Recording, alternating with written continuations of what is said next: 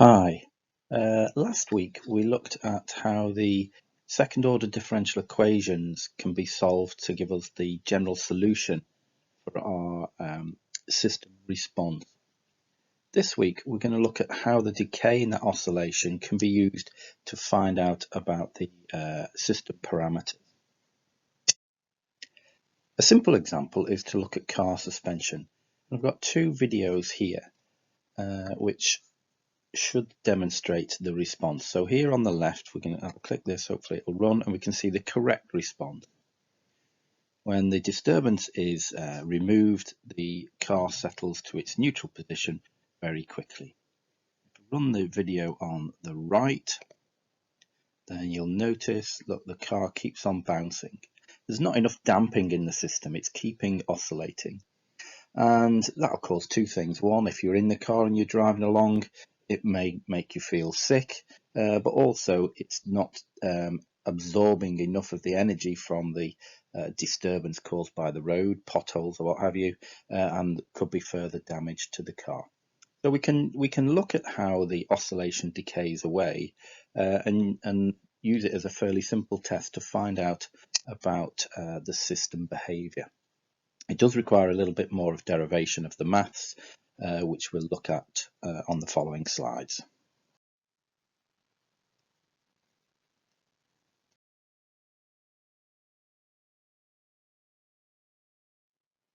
The logarithmic decay then is this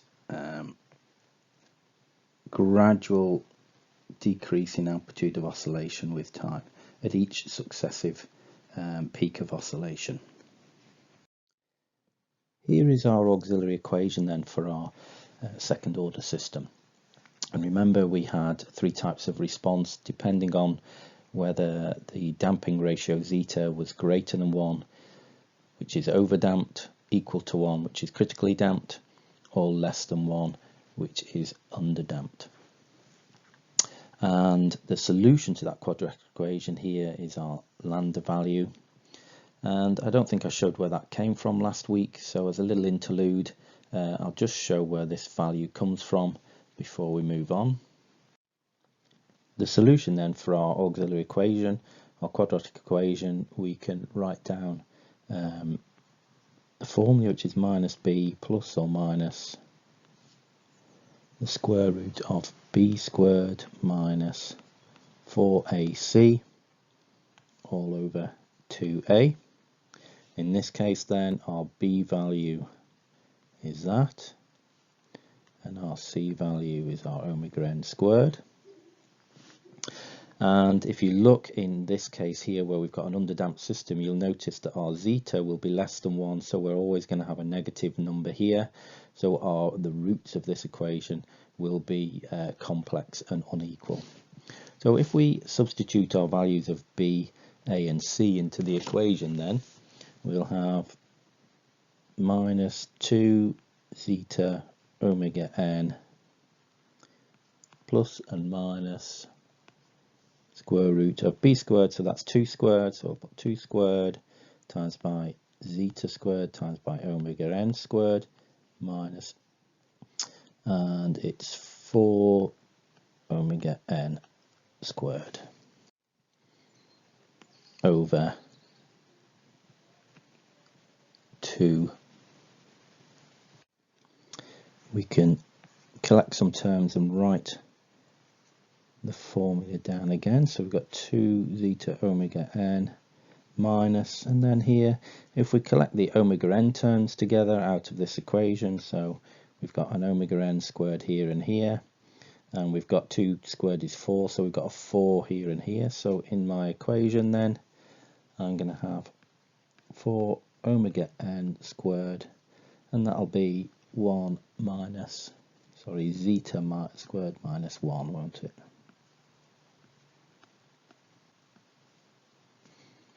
All over 2a, which we could then write down as 2, oops, let's put it in the same order, 2 zeta omega n plus or minus, I missed my plus off this one, and that can be written as, well, we could write that as square root 4 omega n squared times by the square root of zeta squared minus 1 all over 2. Don't need that a in there, do we? So therefore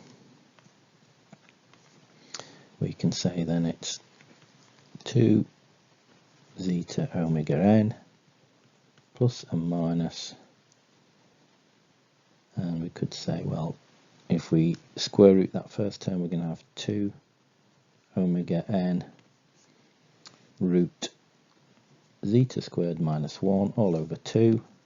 So our 2's are going to cancel, and we can collect those, the omega n terms. So we're going to have omega n brackets zeta plus and minus square root of zeta squared minus 1. Oops. Minus 1. So that just shows you where our lambda value comes from. And for our underdamped response then, the general solution is given here, and in the red box we have the solution for an underdamped system. And remember, last week we determined what these constants were in the equation, and they can be determined from our initial conditions and other things we know about the system, such as the natural frequency and the frequency of damped oscillation. What we're going to do over the next few slides is to use the general solution for that underdamped response to determine an expression where the only parameter that we need to know is the damping ratio, and if we know that, we can work out how the system will respond and what the amplitude of successive oscillations will be. If we look then at our damped response, then here we know that our time period is 1 over the frequency, so we can say for our system our time period is 1 over the frequency that we're using, and that be in hertz. And we know that that frequency, if we've got it in radians per second, we'd need to divide by 2 pi. So if we put that together, then we can work out then that our period of damped oscillation here, and this is the Greek letter tau, equals 2 pi over omega d. And we'll use that in a substitution in a later slide. Taking the general solution then for our underdamped system, we can work out what the value of x is, remember, from for any point in time. But because we're looking at the log decrement, we're looking at how the amplitude decays away with each successive oscillation. Then we can put the values in for x0 in this case and x1. And we could look at the ratio of that. The ratio, start off with an amplitude of 1. How much does it decay with the next oscillation, and so on. So if we look at that, then if we put x0 over x1, we'll end up with that expression, one over the other, with our respective values placed in there. And we could probably observe a few things here. We know that if t equals 0, then on the top of this one, then this here will equal 1, won't it? We looked at that last week. Cos of 0 will equal 1, and sine of 0 will equal 0.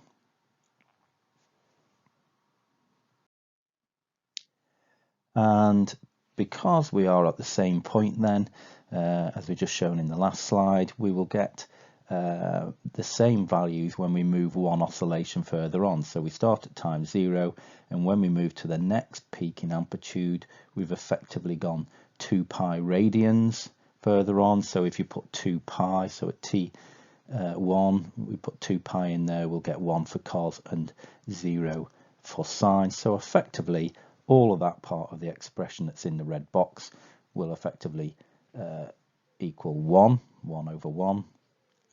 So our decay then is really the change in value due to our exponential component here. So if we remove those sine and cos parts, then we've got our ratio of exponentials here.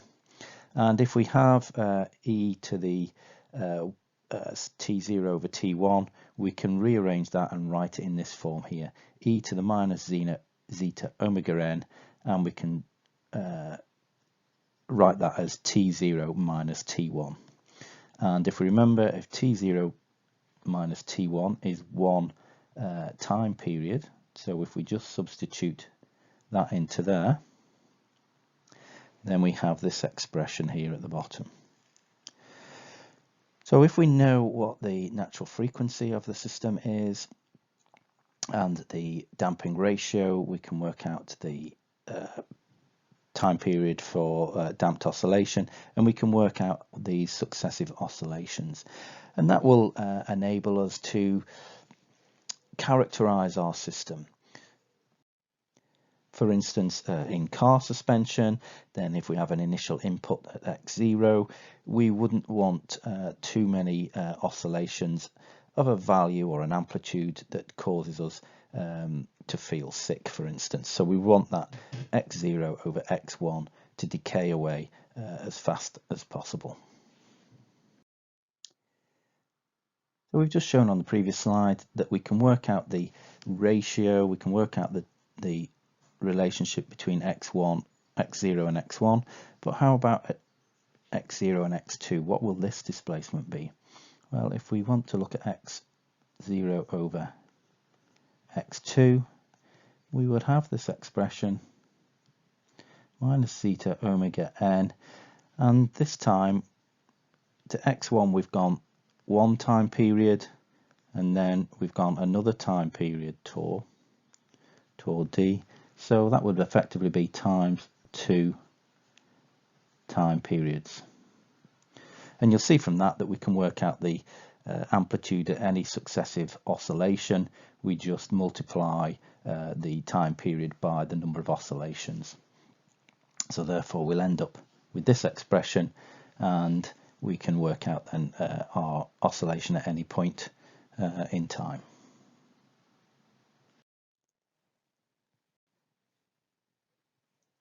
This expression then for our logarithmic decrement still involves a few terms that we would need to find in terms of the natural frequency and time period.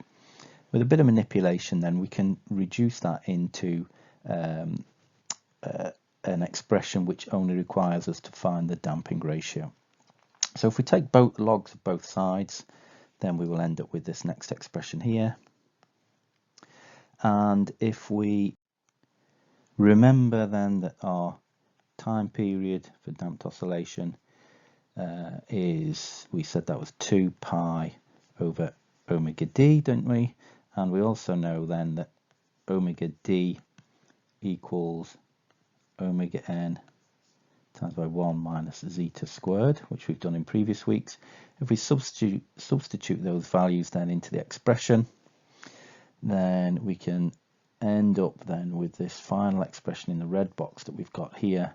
So the log of our ratio of amplitudes equals 2 pi n zeta over the square root of 1 minus zeta squared. So the only thing we would need to find out then in this expression is what this damping ratio is, and then we will be able to determine how the system might behave, how many oscillations we might have before the system settles on the equilibrium position. So the best thing now then is to put that to use, and we'll have a look at some examples. This example is the one that we did last week, the final example.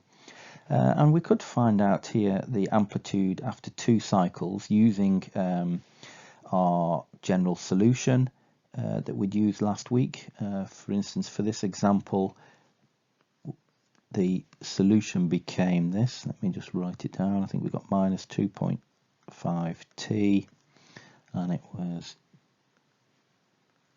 cos, and we worked out the frequency of damped oscillations 4.33 radians a second.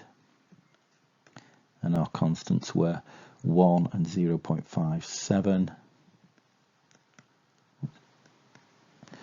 So if I just put these values in, and at this time we're looking for the amplitude, our x value after 2 cycles. Well, we know that our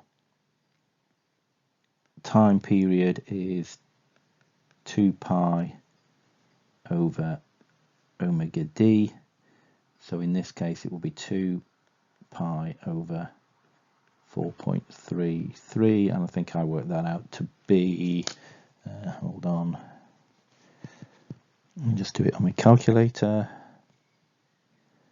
I get that to be 1.45. So if we multiply that by 2, times that by 2, so our t in this case would be 2.9 seconds. If we put that in that expression, we should be able to calculate out the value of x. But let's use the log decrement method, which is a little bit more simple. So we'll go on to the next slide and we'll use that method. So all we really need to do is find out what our damping ratio is, and we can do that with what we know from the system.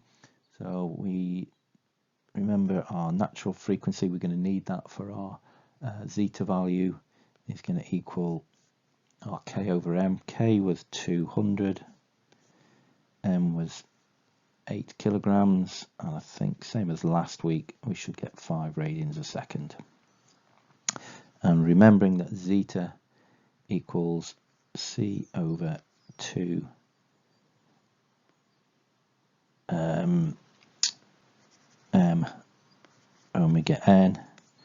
In this case our damping ratio was, our damping coefficient was 40, 2 times by 8 times by 5, which equals 0.5, and that's what we found in the example last week as well, so we didn't really need to do that. So if we want to find out our x value then after 2 oscillations, then remembering that our log is x0 over, in this case, x2, and it's going to be 2 times pi times by our n value, which in this case is 2, times by our zeta value, 0.5, all over our 1 minus zeta squared, which is 0.5 squared. We put the numbers in there, then we should get 7.25 as our ratio. If we inverse log that, then we should get x0 over x2 equals e to the 7.25,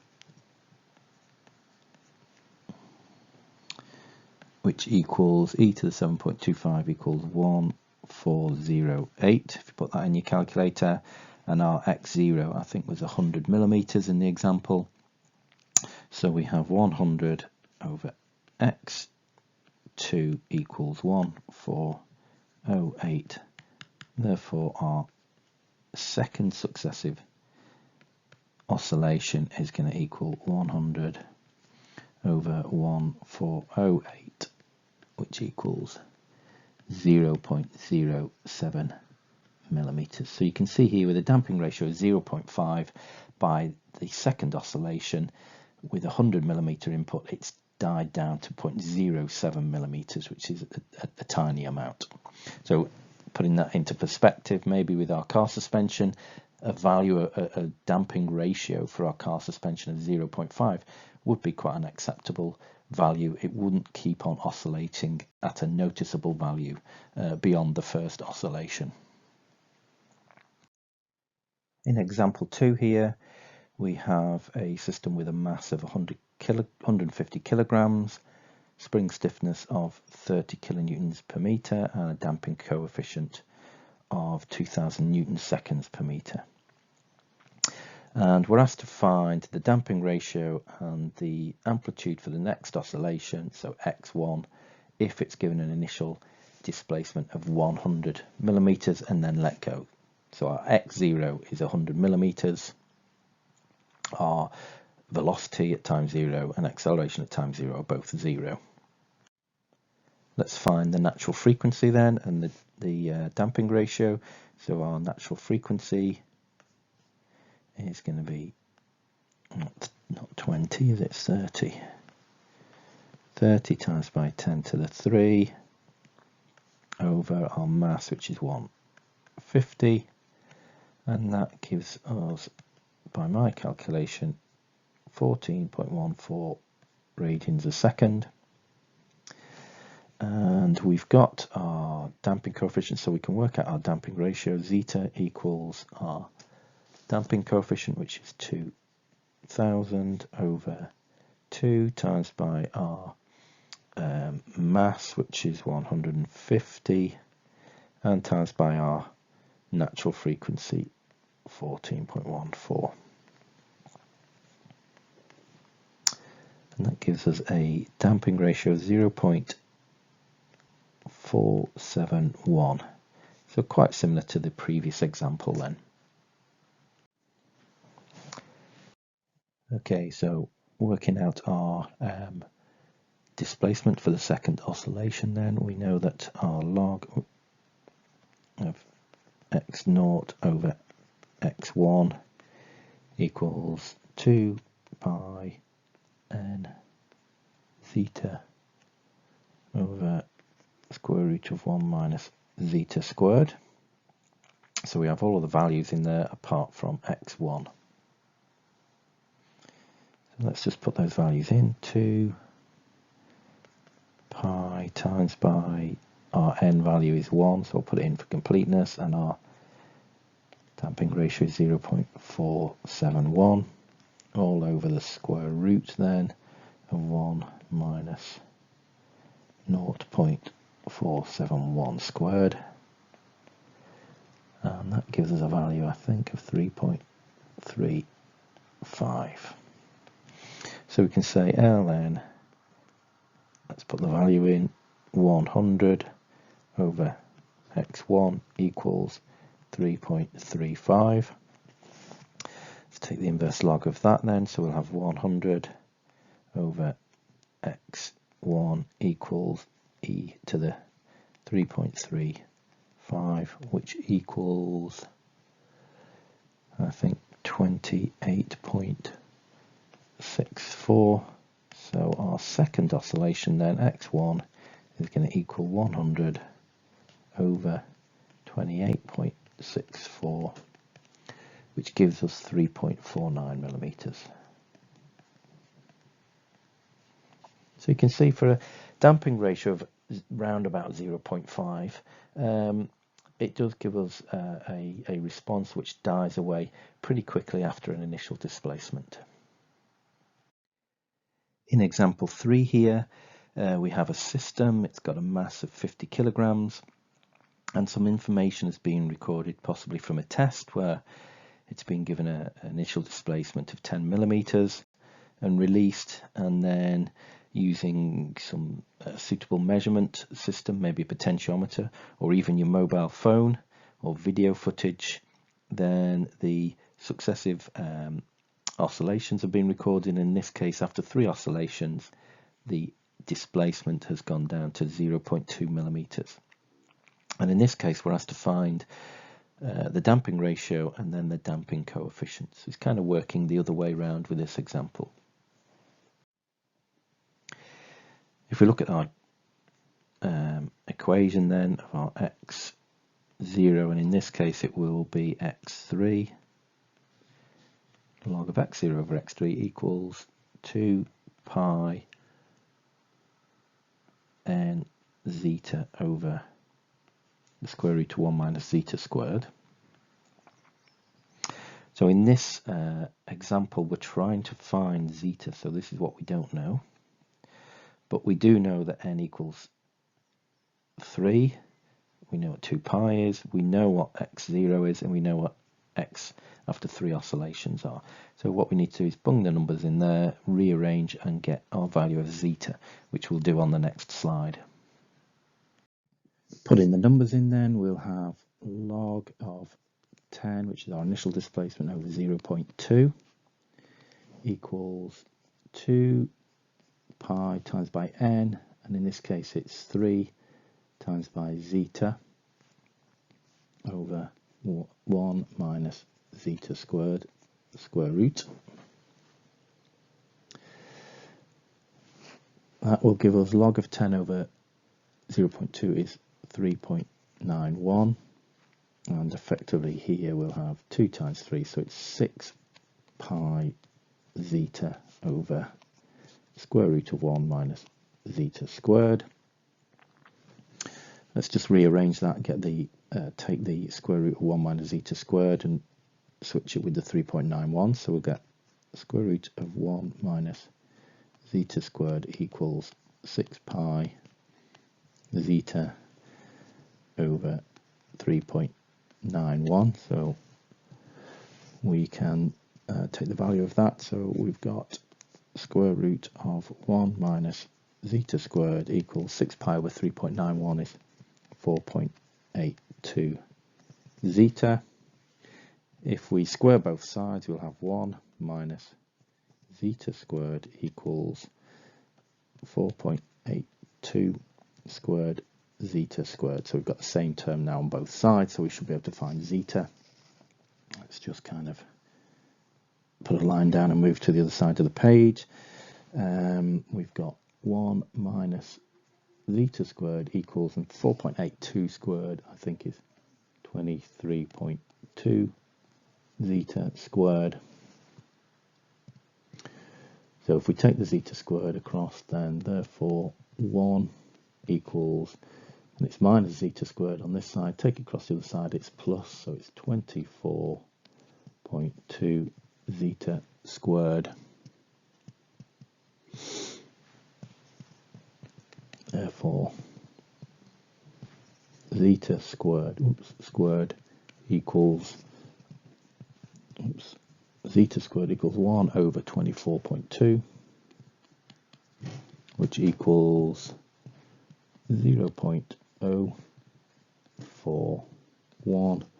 Therefore then our zeta is the square root of that, which gives us zeta equals 0.2. So therefore a relatively undamped system. We were also asked to find the damping coefficient. So what do we know? We know that the natural frequency was 15 Hertz, so let's convert that into radians. So our omega n equals 15 times by 2 pi, which equals 94.25 radians a second. And we can rearrange our equation to give us C. Our damping coefficient equals 2 m omega n zeta.